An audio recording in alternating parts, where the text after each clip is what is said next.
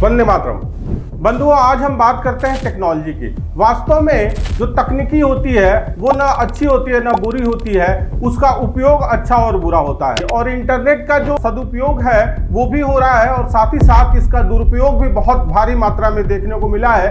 अभी एक कंट्रोवर्सी चल रही है जिसमें एक कार्यक्रम में कुछ अश्लीलता परोसी गई। हर व्यक्ति अपने लिए सुख चाहता है लेकिन उसके लिए मेहनत करना नहीं चाहता है। उसको सोशल मीडिया एक ऐसा प्लेटफॉर्म दिख रहा है जहां पे कम मेहनत में और किसी विशेष योग्यता की आवश्यकता नहीं है, वो पैसे कमा सकता है। ऐसा लोगों को, बच्चों को, यंगस्टर्स को दिखाया जा रहा है। और इसी का नतीजा है कि अभी एक कोई प्रोग्राम हुआ था का सुनवाई अभी सुप्रीम कोर्ट में हुआ। बहुत सारे FIR हुए हैं, उसमें जो पार्टिसिपेंट थे ये जजेस थे। इस तरह के बहुत सारे एपिसोड वो कर चुके हैं और इस तरह की बहुत सारी अश्लीलता देखने को हमें मिल रही है। मनोवैज्ञानिक रूप से हम इस तकनीकी के गुलाम हो गए हैं। अपने लिए अधिक से अधिक सुख प्राप्त करना चाहते हैं, कम मेहनत में अधिक धन कमाना चाहते हैं। एक विचारक हुए ऑकबर्न महोदय और उन्होंने कंसेप्ट दिया कल्चरल लैग का। उनका कहना है तकनीकी जब आती है तो कल्चर, उसको यूज करने की जो संस्कृति है वो उसके साथ नहीं आती है। और कई बार ऐसा देखने में आया है कि तकनीकी आगे निकल जाती है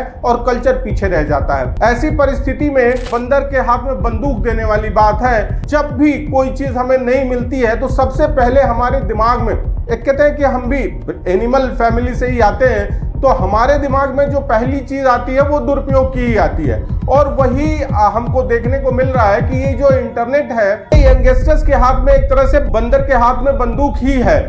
हम इसका सदुपयोग नहीं कर पा रहे हैं बल्कि अधिकतर दुरुपयोग ही कर रहे हैं। एक बार ये तंत्र और व्यवस्था, या हम कहें सरकार की जिम्मेदारी बनती है कि जब तक एक कल्चर न डेवलप हो जाए उस तकनीकी को उपयोग करने का या उसका सदुपयोग करने का, तब तक उस पर कुछ नियंत्रण रखा जाए और इस तरह से खुली छूट न दी जाए कि कोई कुछ भी पोस्ट करे, कोई कुछ भी डाले, कोई किसी को गालियां दे और अश्लीलता की हद कर दे। तो हमारा स्थापित व्यवस्था से आज का प्रश्न है कि भाई आप इसके खिलाफ कोई एक निर्धारित कोई नियम क्यों नहीं बना रहे हैं। तो अभी के लिए ये परम आवश्यक है कि हम जो है इसके लिए एक नियम बनाएं ताकि एक संस्कृति डेवलप हो, एक कल्चर डेवलप हो जो उस तकनीकी का सदुपयोग कर सके।